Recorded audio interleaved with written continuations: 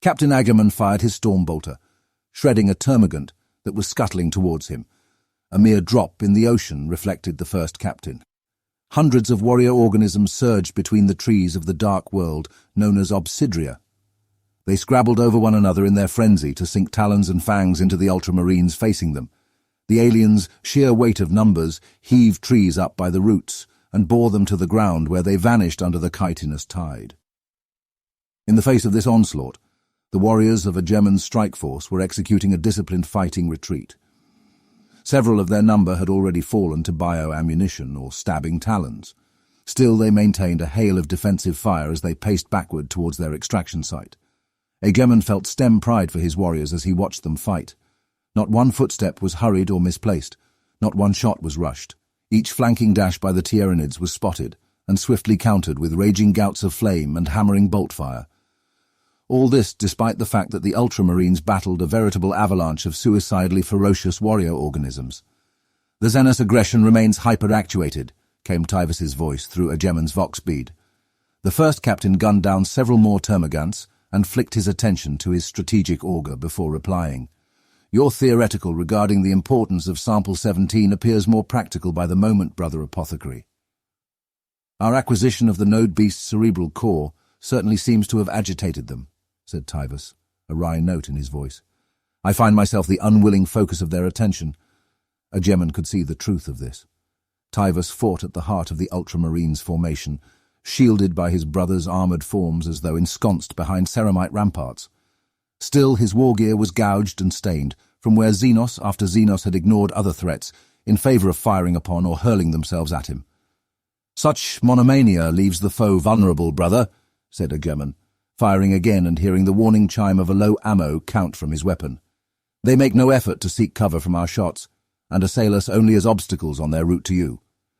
"Gratifying that my heightened peril provides a tactical advantage, First Captain," replied Tyvus, pausing to put a bolt round through the head of a bounding horror. "Your optimistic disposition is inspirational." "It has been remarked upon many times, brother," replied Agamemnon deadpan. He thumbed his feed selector rune as a servo skull bobbed in to extract his spent clip and slam a fresh one home. "Defend the biosample, and we shall continue to defend you. Chrono reads 3 minutes to extraction." "Courage and honour, First Captain," said Tyvus by way of acknowledgement. Agamemnon repeated the words, muzzle flare strobing across his auto-senses as he unloaded bolt shells into the onrushing foe. Around him, the Terminators of Squad Declus withdrew in lockstep, firing in controlled bursts. Codicia Vallius paced alongside them, the runic wards of his armour glowing angrily. His features contorted with effort as he conjured blasts of psychic force.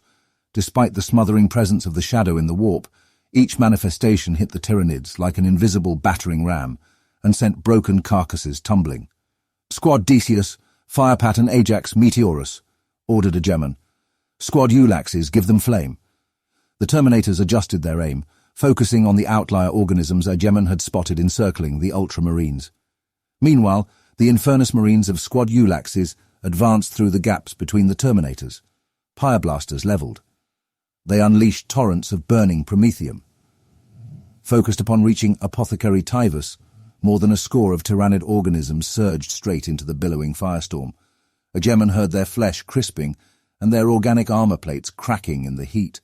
Their dying screeches sounded flat to his ear, autonomic sounds with nothing recognizable as emotion or sentience in them.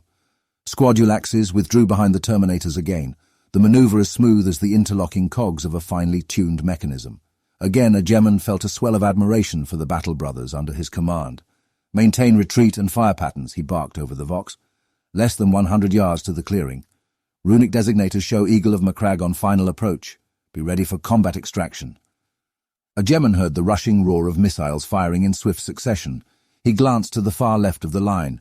There, Dreadnought Brother Julianus was unleashing a salvo of fag warheads into the swarm. The missiles burst amidst the trees and filled the air with Tyranid ichor and jagged wooden shards. "The flames drive the Xenos into my sights," voxed the interred pilot of the ballistus dreadnought. Those of the Lord Solar's retinue not swift enough to clear a path were smashed aside with bone-breaking force as Trajan Valoris and his custodians raced to interpose themselves between Leontus and his would-be Xenos assassin. "They seek to flank us. I am grateful.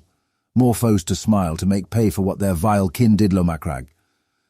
"Just so, brother, we—" began Agamemnon.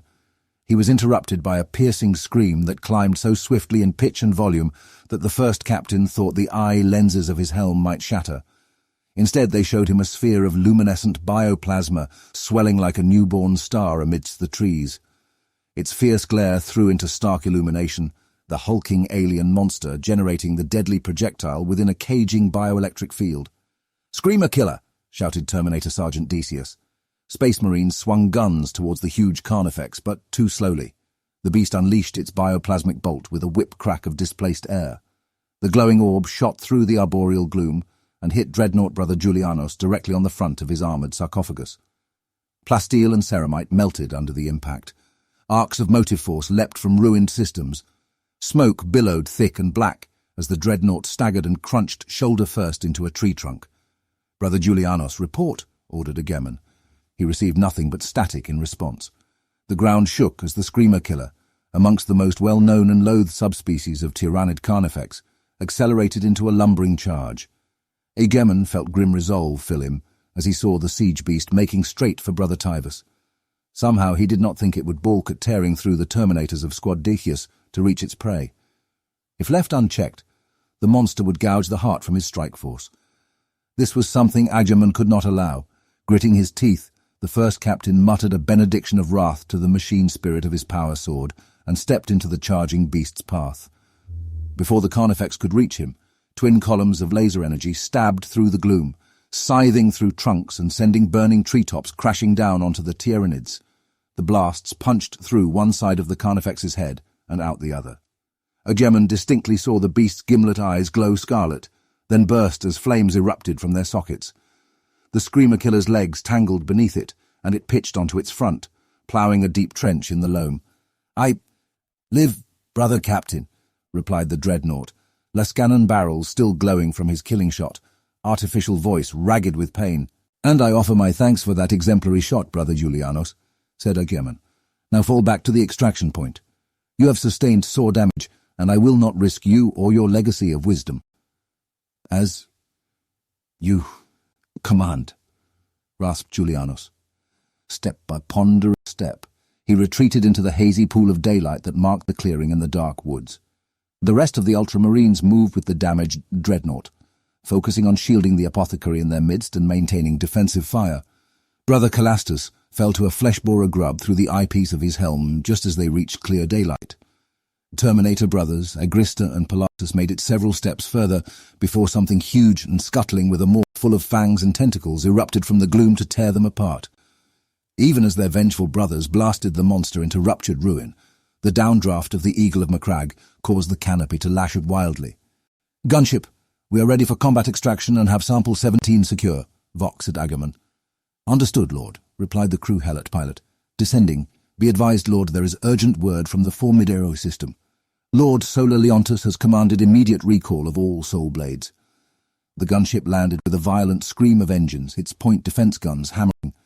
Even though he had brought most of his battle brothers safe through the aliens' onslaught, still First Captain Agamemnon's hard-won triumph was punctured by the crew helot's words. As he backed, still shooting at the swarm, onto the embarkation ramp, Agamemnon's mind raced at the implications of what he had heard. The ramp rose, sealing the boiling mass of Tyranids without. The gunship's engines bellowed as the craft dusted off and climbed rapidly into Obsidia's cobalt skies. Even before they had reached the edge of the troposphere, Agamemnon had made his way up to the gunship's cockpit, his helm mag-locked to his belt. The crew helots turned to look at him, eyes solemn in faces pale with worry. "Tell me everything," Agamemnon commanded them.